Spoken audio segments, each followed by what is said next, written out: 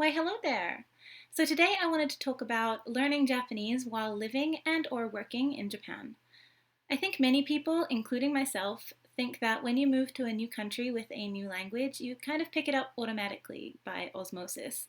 And while that's true to an extent, after you've kind of learned the basics that you need for everyday life, you might find that you kind of stagnate a little bit, or at the very least, your learning slows down a lot. So today I wanted to talk about some of the things that I've done to kickstart my learning of Japanese again after that stagnation period. So let's talk about it. So of course, one thing that you can do, and a really great way to learn Japanese, is to sign up for a Japanese class. There are so many of these, and if you work full time, there are a lot of them in the evenings or on weekends, so you can organize it around your work schedule. However, if you're like me and you're super introverted and or a spoonie, you might find it difficult to get motivated to go out after a full week of work and socialization and get into study again with a stranger. I know it's really hard for me to keep motivated just going to Japanese classes, so if you think that that might be you as well, I have some other options here that have really worked for me. But if you can, I really do recommend signing up for Japanese classes because they are a really great way to learn. So if that is good for you, then do that. And if not, here's some other things that you can do. The first thing, and my personal favorite, is a language swap with coworkers. Of course, you can also do this with Japanese friends, but I recommend coworkers because you can do it during work time if you both have free time. So I'm lucky enough to have some amazing coworkers who I just love, and so once a week I meet up with two different coworkers and we have a language swap. It's pretty likely that some of your coworkers will be interested in learning English, and so if you find them and you like talking to each other, just make it into a weekly thing.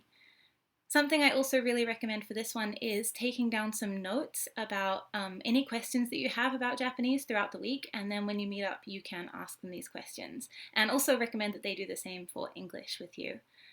I know this sounds a lot like classes, but if you're introverted like me, or very introverted, you will realize that it's a completely different level of energy taxing on you if it's someone that you know and like talking to rather than a stranger.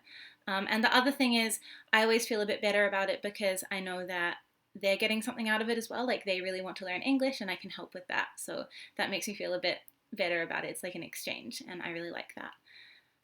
Yeah, so organize a time each week that you can meet and just have a chat in both languages. It's really great. It's a fantastic way to learn anything that you're kind of confused by in textbooks.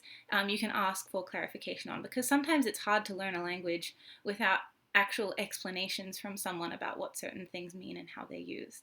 So yeah, try a language swap. The next one is something that I'm pretty sure everyone already knows about, but I wanted to talk about it a little bit more in detail, and that is apps. So apps are an absolute godsend for people learning languages, and almost anything really. And there are three that I use on a regular basis. The first one is the only one that I would say is an absolute staple for anyone. Like, I think if you're moving to Japan or even visiting Japan, I think you should download this app. And that is Imiwa. It's completely free and it has a lot of different functions, but the two that I use the most are the dictionary function and the JLPT kanji practice function. So I'm just going to show you a little bit. So here is the Imiwa dictionary function. As you can see, you type the word that you want to know in either Japanese or English at the top, and then it will come up with a whole list of words that can be used for that word. And then when you click on it, you can see the exact meaning. It also has like examples of how you would use it down the bottom, and then you can also look at the individual kanji if you want to study that as well. So this is like an absolute lifesaver. I cannot tell you how many times a conversation has been saved by Imiwa. And if you're coming to Japan even for a holiday and you don't want to learn Japanese, this is still an amazing thing to have because it means that you can look up words that you see, like if you want a certain type of restaurant or whatever. Like, even if you're not looking to learn Japanese, download Imiwa for your trip to Japan. It is amazing. So that's the dictionary function, and that is one that I use, I would say, on a daily basis, I think. Like, it's just ludicrously useful. So yeah, first one is Imiwa's dictionary function. Now let's have a look at the JLPT kanji function. So here is the JLPT kanji practice function. I'm currently N3, so let's head into N3. So here you can see that it has two sets of kanji, 1 to 200 and 201 to 361. So let's go into one of those. And here it has the entire list of N3 kanji that will be in the test. And the best thing about this and why it's so great is that when you click on one of the kanji, it has the complete stroke order of how to write that kanji. And this is something that a lot of Japanese language apps don't have, and it's just like incredibly useful. So this is how I practice kanji most of the time, and it's just like it's so easy, it's so simple. It gives you every kanji that you'll need to know for each JLPT level, and you can't really ask for more than that, I don't think. So yeah, Imiwa is my only like must-have app for the most part. I think that apps are quite personal and like everyone's learning style is different, so I don't recommend any specific app, but Imiwa is like the app that I would say is a must have for Japan. So, yeah, that is the first app that I use. The second app I won't spend too long on because I'm pretty sure most of you will know about it, and that is HelloTalk.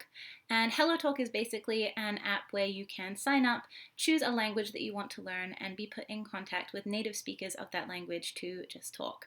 This is really great for learning casual conversation and also practicing Japanese typing and reading. So yeah, HelloTalk is fantastic for a lot of different languages. And if you're interested in just having a like kind of pen pal but through text, then try this one out and see if you can find someone that you get along with to type Japanese to. The last app that I use is one that I just discovered recently, but I have to include it because I've just found it so intuitive and the interface is so nice, and I can't often find apps that are like work for me learning wise, and it's called Fluent U. I think there's a paid version, but I use the free version and it's totally fine. So I don't know how to explain it except that um, it's like everything. So you can study reading or writing or listening. And it also has a bunch of videos and audio that are like subtitled in both Japanese and English so that you can study that way as well. And they're often like pop culture type things. So if you're a teacher looking for more things to discuss with your students, this is really helpful.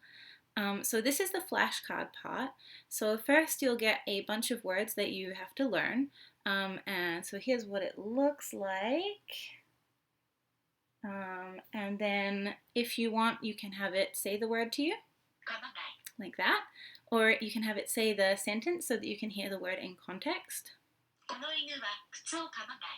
So that's really great. And then after it teaches you the words for this section, you'll have like quizzes on the words and you have to both type them and like choose it from multiple choice. So you can't just use process of elimination, which I don't really like multiple choice only quizzes because I feel like I don't actually learn what it is. I just learn the process of elimination, if that makes sense. And this is also great practice for typing as well, which I find quite difficult to find apps that have practice for typing. So the other thing that it has is like these, what should we do? So, sorry, I'm just trying to choose a video to get, so here is how to make udon. And this is like videos that are in Japanese and it'll like, they're really short. And so if you can see here, it has like all of what's said in the video written down below, and you can do this with like music videos and things as well. It's really good. But my absolute favorite thing about this app is when it says, oh no, I don't know how to find it. My content? Achievements, maybe. Oh yeah, here we go. So here you can see it has like a daily goal. So you can set your daily goal for either, I think it was 5 minutes, 10 minutes, or 30 minutes each day. And then it will show you like your streak, your like day streak, how many days you've done in a row. And for me, that's a really good way to keep motivated for just studying like a little bit each day. So I really appreciate that. And again, it's not something that I find often in apps. I also find just like the interface of this one really intuitive and easy to use. So if you're looking for something, then I really recommend trying out Fluent U. Just give it a go and see if you like it. If not, apps are so diverse. There's so many language learning apps. So just try out as many as you like until you find one that suits your learning style. But they're so great because you can use them anywhere. I often do mine on the commute on the way to and from work. So it's just super easy. And yeah, apps are like the best thing ever for learning languages, to be honest. And the final thing is pretty obvious, but I wanted to include it anyway, and that is to have a textbook around at most times. So I keep the N3 practice textbook for vocabulary on my desk at work, and so whenever I have free time, I just like flip through it. And the N3 or like the JLPT textbooks are really good because you again, kind of like Fluent U, it has the part where it teaches you all the words and then it has like a quiz for you. And that's really great for writing and reading practice. So yeah, have a textbook around, and if you're like me and you have free time in the summer holidays at work or free time during exams, then you can just open the textbook and study a little bit. Yeah, so I think that's all of my tips for language learning. I'm sorry if all of these are really obvious, but it's something that I struggled with for a while when I had that stagnation period. And I wanted to talk about it and just let you know, I guess, that you're not alone if you feel like your language learning has come to sort of a standstill and that it's totally possible to kickstart it again. My coworkers have actually noticed that my Japanese has been improving again because it kind of plateaued there for a while, but they've been mentioning that it looks like my Japanese is improving again, so that's really validating to hear. So yeah, it's definitely possible to kickstart it again, and those were 3 ways that I did it, and I hope that they help you. And the last thing that I want to talk about is progress.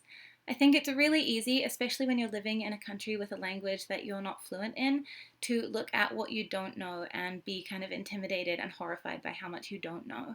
And while it's so easy to do that, it's really important to recognize where you started and how far you've come, because it's all too easy to forget because you still feel like you don't understand everything and you feel like you should know more. But you need to remember that you're like you're learning a whole language that takes a really long time, and every little bit that you do, like every day, you're getting a little step closer, and it's important not to be too hard on yourself for not picking up an entire language in like a year or even 2 years. Like that isn't how language works. So yeah, be nice to yourself and don't be too hard on yourself for not learning entire languages in like a couple of months. So yeah, that's all I wanted to talk about today. Thank you so much for watching and happy learning.